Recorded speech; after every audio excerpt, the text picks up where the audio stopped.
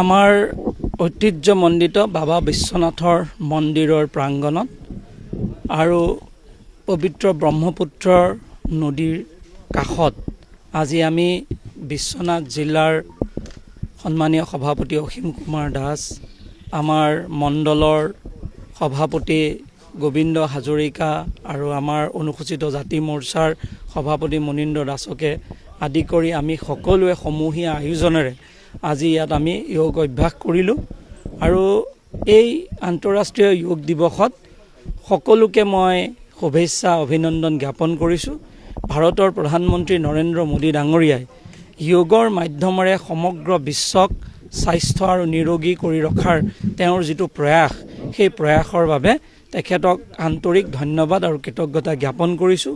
অসমৰ মাননীয় মুখ্যমন্ত্ৰী ডক্টৰ হিমন্ত বিশ্ব শৰ্মা ডাঙৰীয়াও প্ৰতিখন জিলাত বিভিন্ন আত্মসহায়ক গোট প্ৰতি এজন নাগৰিকক যোগ অভ্যাস কৰিবৰ বাবে তেওঁ যি আহ্বান জনালে আৰু সেই আহ্বানক সঁহাৰি জনাই আজি সমগ্ৰ বিশ্বনাথত কিমান সুন্দৰভাৱে যোগ শিবিৰসমূহ আয়োজিত কৰা হৈছে, সি নিশ্চয়ভাৱে আমাৰ বাবে এক শুভ লক্ষণ।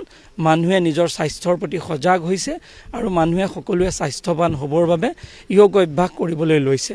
আমাৰ দলৰে এগৰাকী কাৰ্যকৰ্তা মহেন্দ্ৰ বস্নেটৰ তেখেতৰ কন্যা পূজা চেত্ৰীয়ে খুব সুন্দৰভাৱে তেওঁ আমাক যোগ শিবিৰত আমাক যোগ অভ্যাস কৰায়।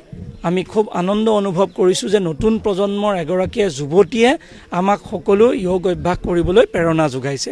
যেতিয়া নতুন প্ৰজন্মৰ যুৱক যুৱতীয়ে এনেকৈ আগবাঢ়ি আহে, সমাজখন ভৱিষ্যতে শক্তিশালী ৰূপত আগবাঢ়িব বুলি আমি অনুভৱ কৰিব পাৰোঁ। আজিৰ এই দিনটোত আপোনালোক সকলোৱে ইয়াত আহি অংশগ্ৰহণ কৰাৰ বাবে মই সকলো দলীয় সতীৰ্থ তথা সকলো শুভাকাংক্ষী ৰাইজক ধন্যবাদ কৃতজ্ঞতা জ্ঞাপন কৰিছোঁ। আজিৰ এই দৃষ্টিনন্দন পৰিৱেশ আমি আচলতে এইটো সাধাৰণতে আমি বহু মানুহে উপভোগ নকৰোঁ। যদি নদীৰ কাষত যদি আপুনি যোগ অভ্যাস কৰে, তাৰ যিটো আনন্দ, সেই আনন্দ সাধাৰণতে নাপায়।